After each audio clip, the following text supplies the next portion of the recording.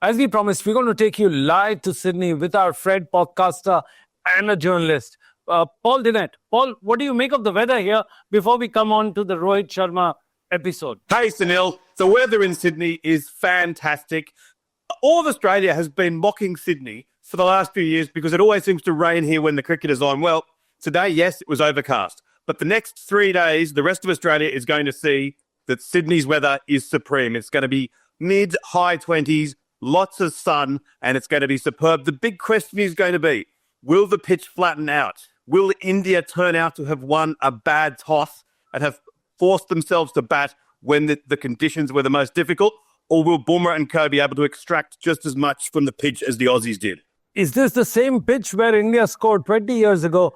Rahul Dravid, Sachin Tendulkar, VVS Lakshman scored that mammoth 700-odd runs. Is it the same strip or has it gone through transformation? Lots of transformation since then. A new curator. They've got new grass there this year. It looks very different to any Sydney test pitch that I've seen before. Quite a mottled colour and the greenest Sydney pitch I've ever seen. So one or two of the Sheffield Shield games, though, concerningly for Indian fans, it has seemed to flatten out from days 2 and 3 onwards. But there was enough uneven bounce today. I've never seen so many players getting hit that I think it'll still be pretty difficult on day 2, even though the fact that it's going to be nice and sunny should make it easier. Sydney has an interesting part, Mahendra Singh Dhoni retired at this place. He played at his final test match at home in Mumbai. So did Rohit Sharma, played his final before coming to this place at home in Mumbai. Do you think this is Rohit Sharma's last match in the dressing room dugout for India in the test matches? If I had to guess, I would say yes. I actually think it was a really brave decision, and they're attributing it to him directly, whether he was pushed or whether he jumped. I think it was the right decision. If you're saying to me as an Australian fact, do I feel more confident in Australia winning this test match with Sharma in the side, or do I feel more confident with Sharma out, Gill back in, and Jasprit Bumrah as captain? I'm less confident as an Aussie fan with the way that they have done things. So I admire Rohit Sharma's courage, as it were, for making this decision. Next time that India's due to play test matches in the middle of the year in England, he's 38, those difficult green-seeming wickets in England. If I had to guess, I would say that, yes, we probably have seen the last of Rohit Sharma at test level. Well, what about the tussle at the end of it? The final comeback from India. Do you think Bumrah is raring? Do you think Constance and Bumrah is going to be a good tussle in the morning? I'll tell you, I'm going to the cricket tomorrow morning, and people tend to forget that it's now starting at 10:30, whereas it used to be at 11. I hope my fellow Sydney-siders realise that, because Constance is must-watch. Everyone's talking about him. He's going to annoy a lot of people, I think, and maybe even in his own change room, but that was exciting towards the end of play.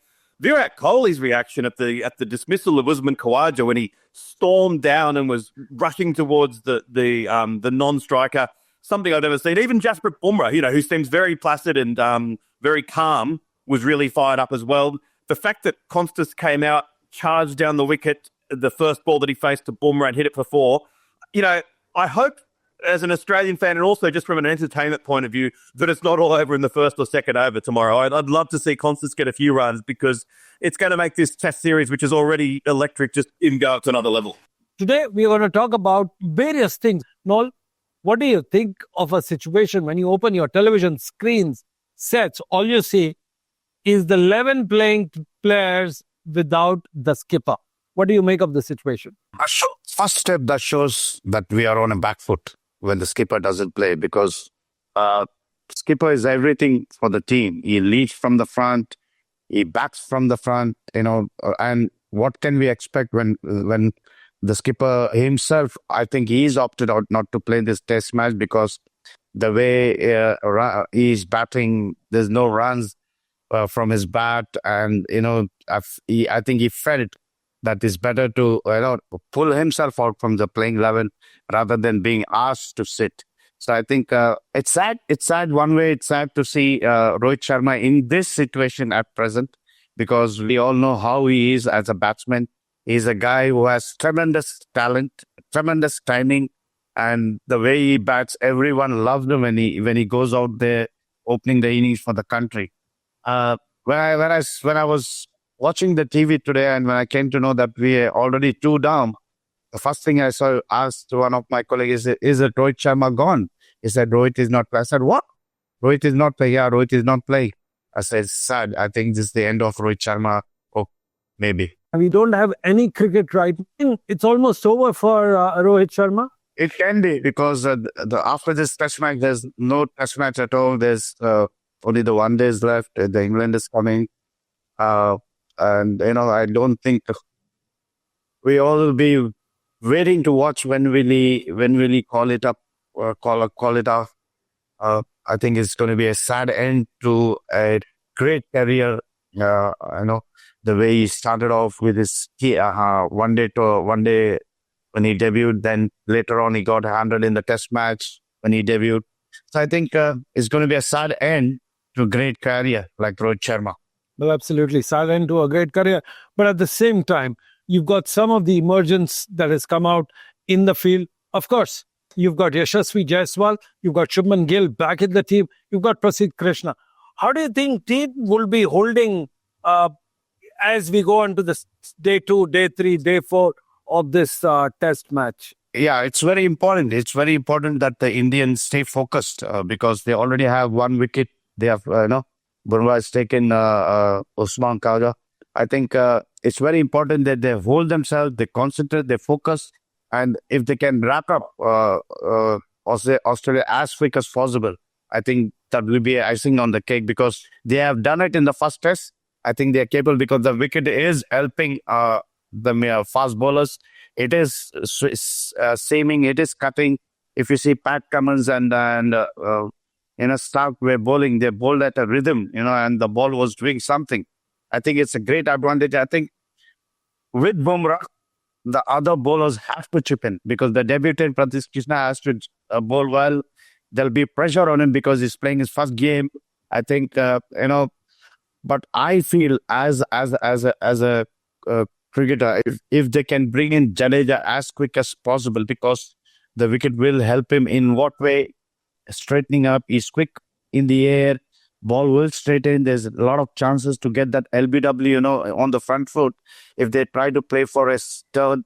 I think you can always try with this little strategy of play or psychologically playing on the Aussies' mind because we all know that they are not good to spinners. If they come forward, I think the ball straightens. There's a chances of LBW. So I think if Bumrah comes in with a quick thinking and get in Jadeja as quick as possible, I think that 2-3 quick wickets, if he gets, I think we can put the Aussies back into the back foot. You spoke about Ravindra Jadeja, but at the same time, when you saw the pitch today, the strip, it's looking green. Do you think it'll assist anywhere? And did it shock you the way the strip turned out to be? Not a typical SCG pitch? It was a surprise. It was a surprise when I watched the TV, when we were 4 down, when I just glued onto the TV. I saw the wicket, Jadeja was batting, I think, and I saw Stark bowling to Jadeja and the ball just cut back to him and, there was no time for him to play, just ball whisked past him. I said, what is this? It looks like a green wicket. And I was surprising, we won the toss and we batted. Was where we not read the wicket properly, or is this a Sydney test wicket? Because we all know how Sydney wicket plays. It's a batting strip. Later on, it turns a bit. But this is totally different from what we saw for the past few years when we went down to the Aussies. I think Sydney wicket has changed. I think this is what the Aussies do.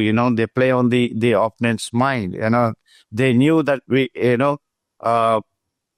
are a bit on a back foot from the start.